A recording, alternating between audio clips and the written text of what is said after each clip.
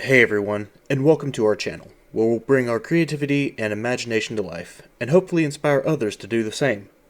So, with that said, let's begin. Today, we'll be finishing the Anabel project. Now, if you're wondering who is Anabel, where did she come from, how did this figure get made, then what are you doing here? Go back and check out the first video. I'll put a link in the description. To wrap this project up, we needed to make her jacket. Now, knowing the length and what I wanted this jacket to be doing, I decided I would reinforce it with some aluminum foil. So I started by forming out the foil around her waist, getting a shape and feel for how it was going to lay out. After learning how soft and weak the colored clay could be, I decided to add a little sturdiness by mixing in a bunch of regular Super Sculpey with the colored clay. After kneading it endlessly to get a good even mix, I went ahead and rolled out a flat section to form the jacket.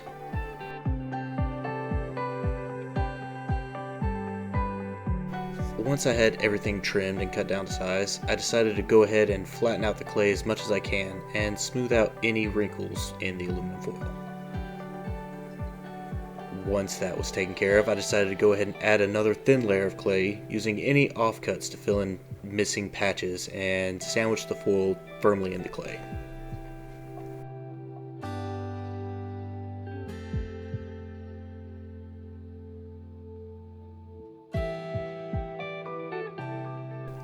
After several attempts of getting the jacket fitted up, I finally got everything cut down to size. Once I did, I went ahead and added a few nicks and scratches to the bottom of the jacket to give it a simple little weathering effect. With a light application of Bacon Bond, I could finally attach the jacket to her back, being sure to form wrinkles and folds as needed. Now, it wouldn't hold itself up, so I balled up some aluminum foil to keep the pieces in place while I tried to work everything together.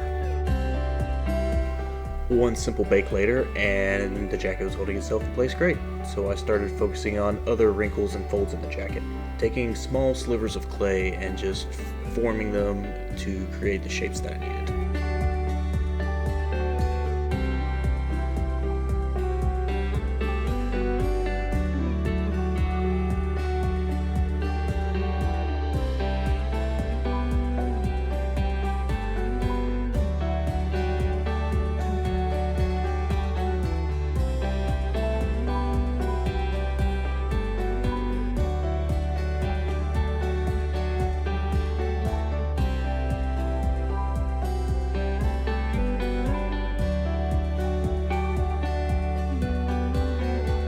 After working out all the wrinkles for a while, I decided it was time to start bulking out the sleeves. I cut out a thin strip of brown clay and just formed it around the arm, making sure to wrap the seams together.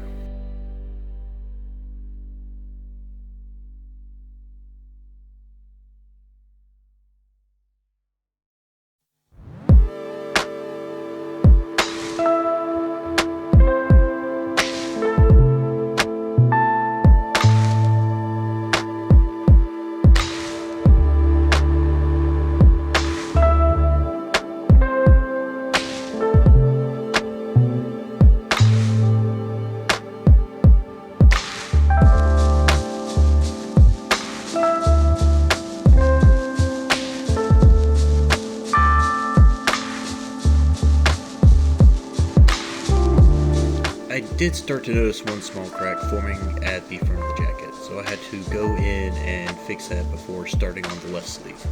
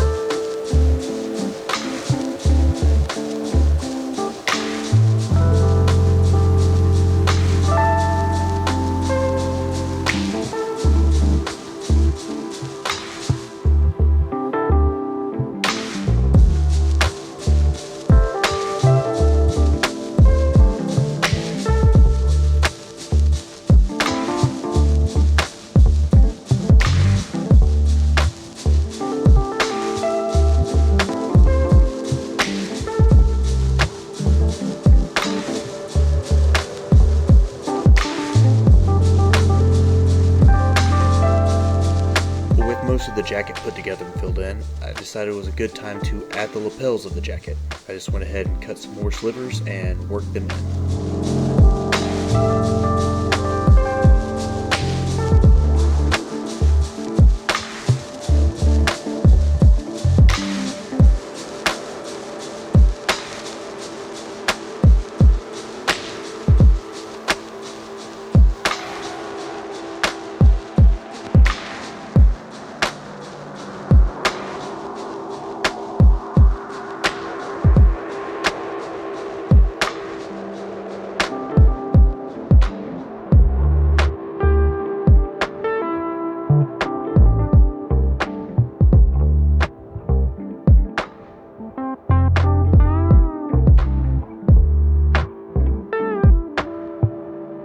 And with that, she is almost complete. Now, there's still a lot of work left to do, but this is the furthest she has ever come, and I cannot begin to tell you how excited I was to be this far along.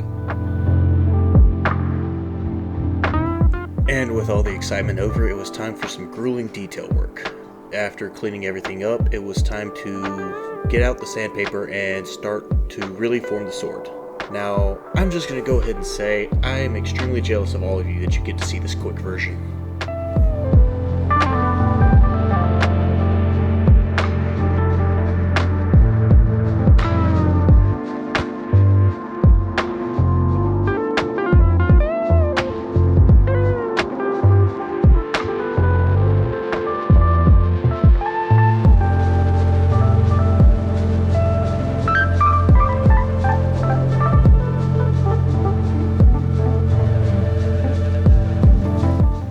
Most of the sword work done, I had to work on the hilt and make sure it was balanced out.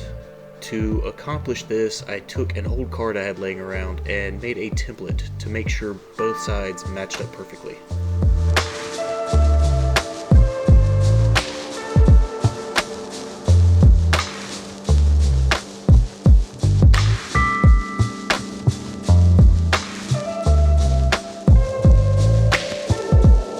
Once everything was squared up, it was time for the detail. I took a pencil and drew out a rough outline of how I wanted it to look, and then went in with the micro burr on my Dremel and just slowly started carving away.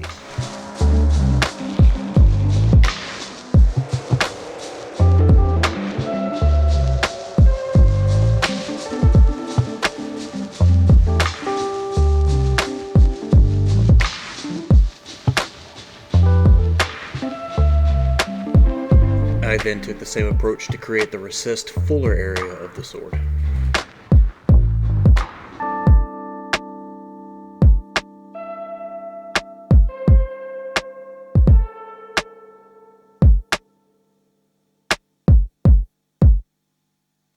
If you remember from the previous video, I mentioned some damage from the clay being too thin in certain areas. Well, while sanding, I exposed some of that area, and you can actually see where the wire breaks through. But I managed to bring it all together by the end. After getting everything shaped out, I took a few pieces of clay and started filling in the gaps between the sword and the hilt.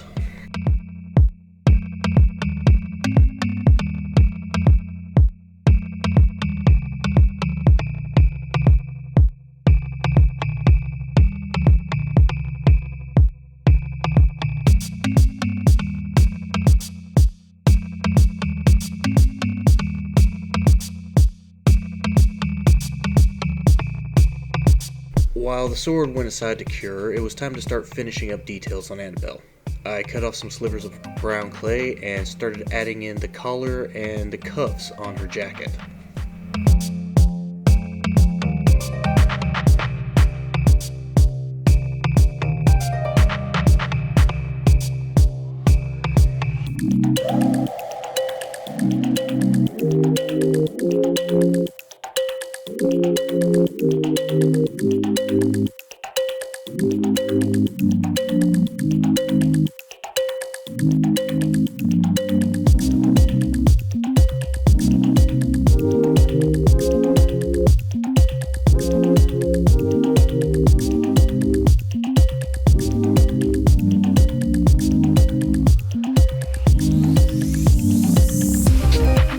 that done, I cut some strips of brown clay and started building the harness for her sword.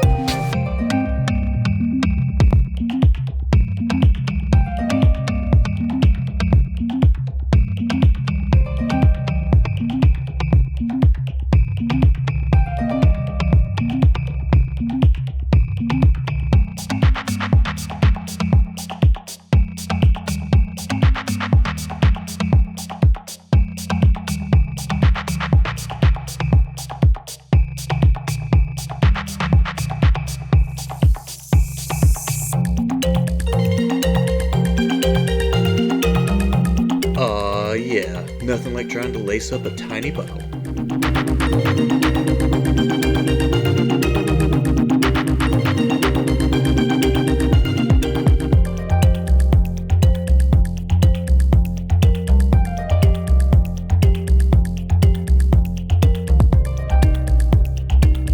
Now that the sword was cured, it was almost time to install it permanently. After removing the support piece and preparing to finally install it, I remembered there was a few small details I had to take care of. I took a couple of small pieces of clay and started building a few collars around the base of where the hilt would go.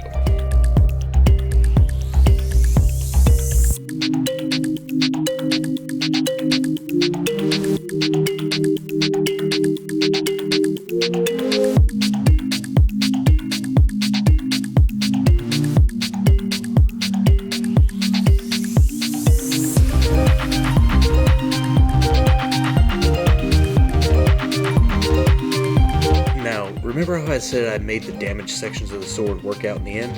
I actually used them to fill the entire cavity with bacon bond and give it a good firm hold on the wire.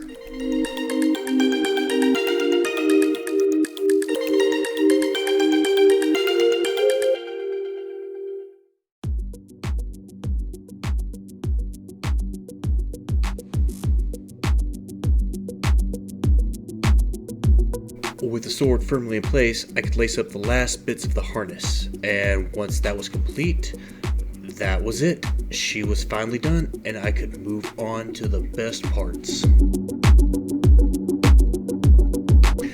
That's right, it's time for paint. Now, my camera did not want to focus through on this, so I cannot promise an accurate redescription of the colors. I used mostly folk art with some Art Deco and Craft Smart paints here and there, just whatever worked. I started with some midnight blue on the pants and filled in the sections I did not get earlier.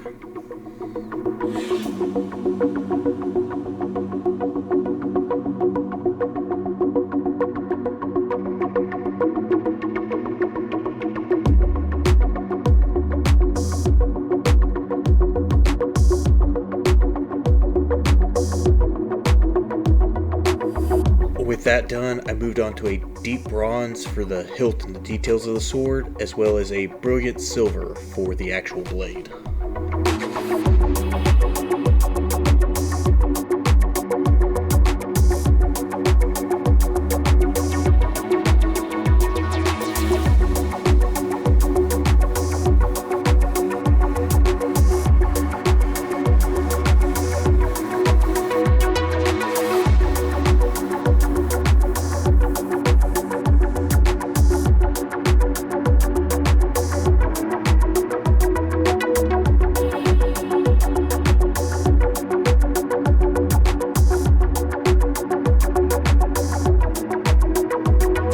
I coated the jacket with a burnt umber as well as the boots, and finished some detail work on the shirt with a dark cherry.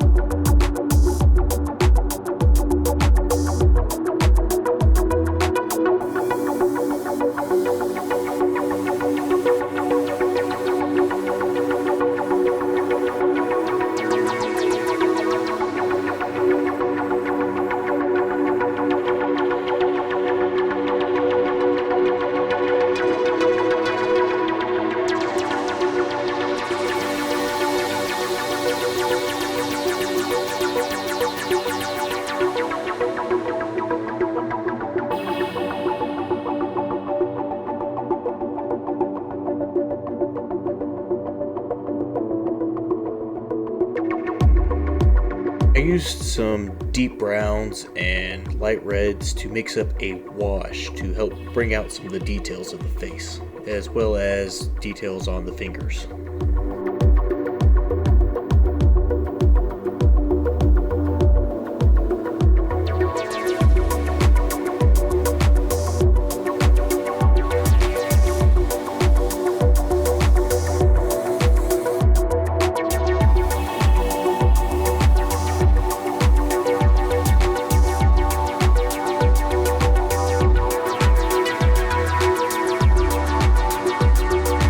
Once that had dried, I brought out some dark browns and a very fine paintbrush to paint on the eyebrows, as well as more bright silver to paint the earrings.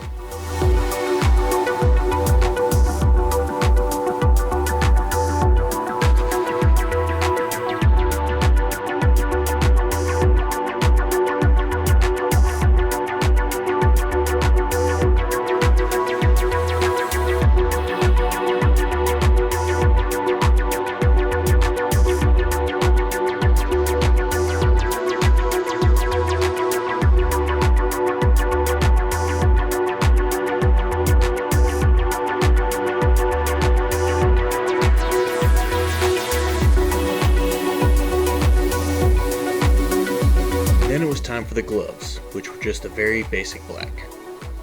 Now, at this point you might have noticed the flappy strap for the sword. Unfortunately, I've overbaked the entire piece, which caused those thin straps to break, as well as the end of the sword to bend. So I ended up having to cut out the clay straps and just press in a thin strip of leather to replace it.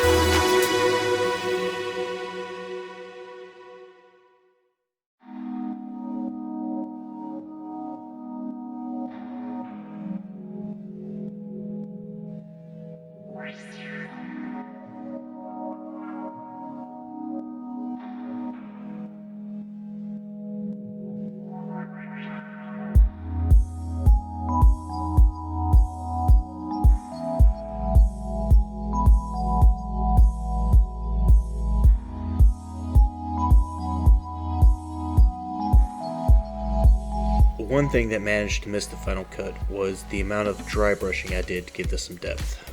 I've got a giant bin of paints, and so I could not recall what colors that I used to achieve the effects, so sorry for that.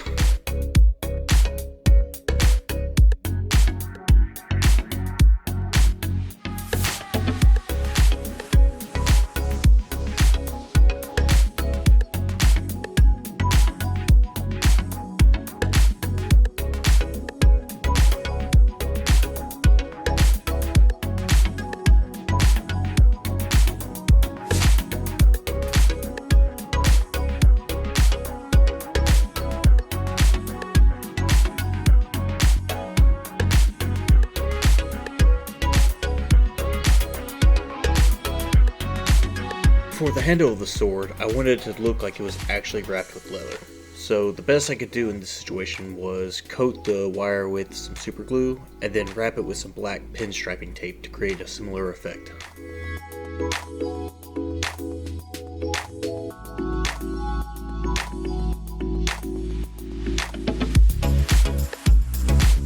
By the way, don't be dumb like me. Super glue loves skin, and I stuck to the sword a lot.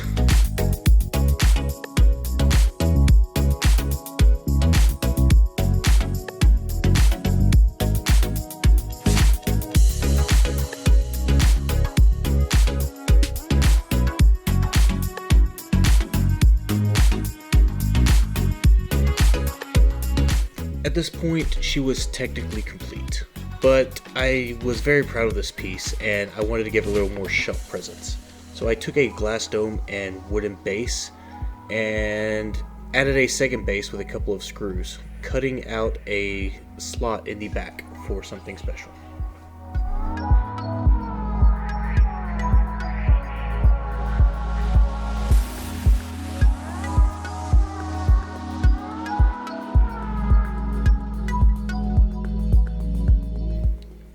I decided I wanted to add lights to this kit to just give it a more mystical effect.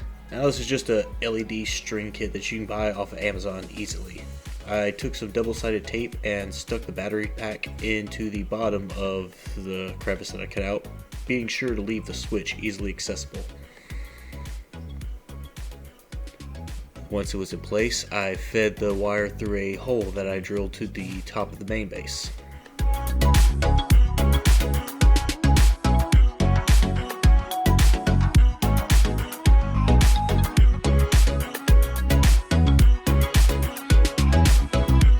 Once it was through, I went ahead and attached Anabel to the base with a few long screws. Now, this is where foresight comes in handy, because I cannot begin to describe how nerve-wracking it was to drill holes through the base of something I worked so long on.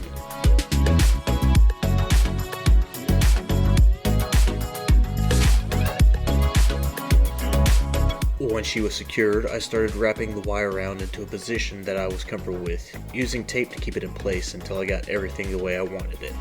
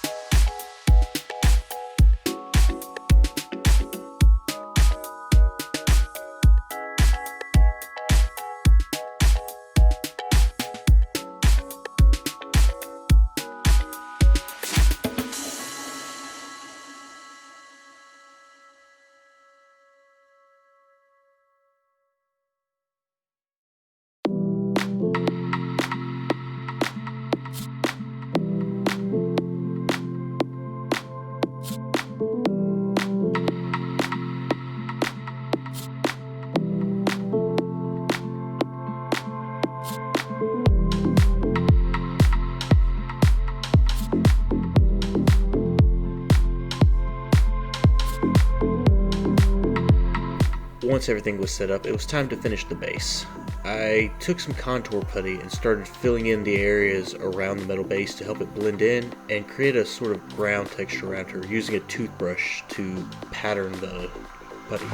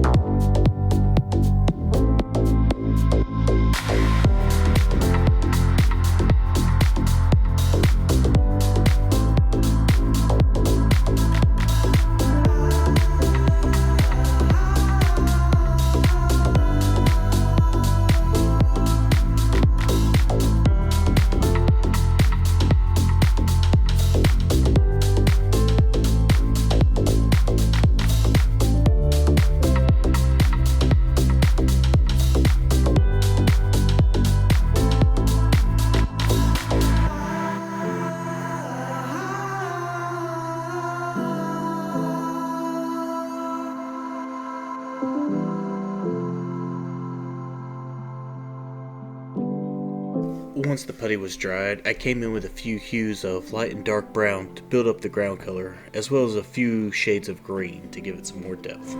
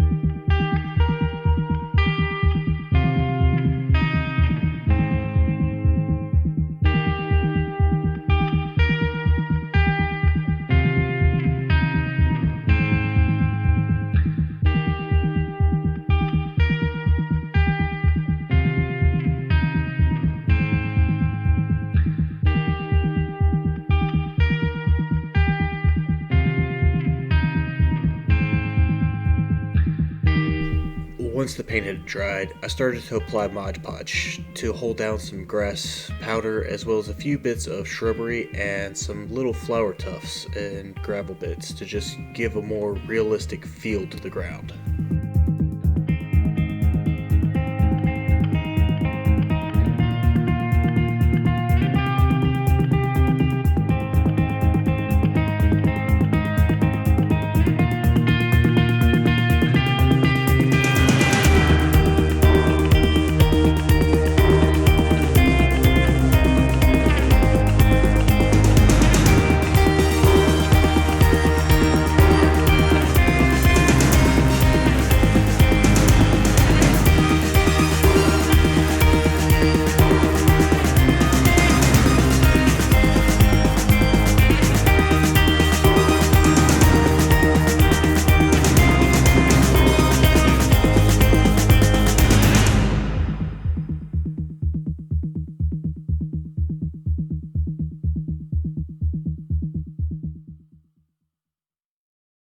And this was it, the final stretch, the last bits before completion. Are you guys ready? Because here we go.